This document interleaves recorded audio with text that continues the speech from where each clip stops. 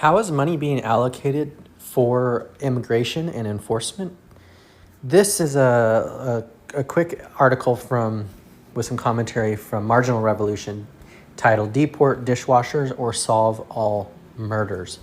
It gives you an idea of really, when you think about what's going on in our country as it relates to the immigration issue, you would think a lot of the rhetoric would tell you, well, they're trying to get rid of criminals and people that are causing harm to our society. But a lot of what the money and the actions are being allocated towards is not that. So this is actually a really good visual because you can see here in this graph, immigration and border enforcement swamps all other law enforcement spending. So immigration it swallows them all up based on how large it is.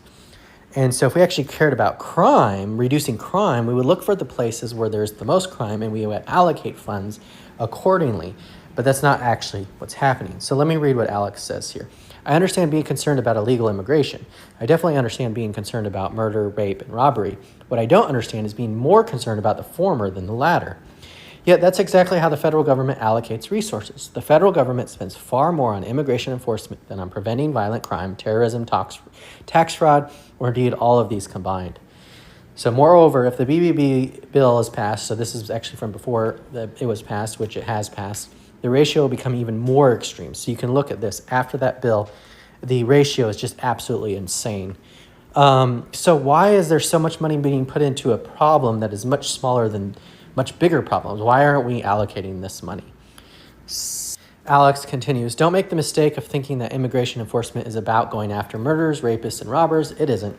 Indeed, it's the opposite. ICE Operation at Large, for example, has moved thousands of law enforcement personnel at Homeland Security, the FBI, DEA, and the U.S. Marshals away from investigating violent crime and towards immigration enforcement. I'm not arguing against border enforcement or deporting illegal immigrants, but rational people understand trade-offs. Do we really want to spend billions to deport dishwashers from Oaxaca while rapes in Ohio committed by U.S. citizens go under-investigated? Almost half of the murderers in the United States go unsolved.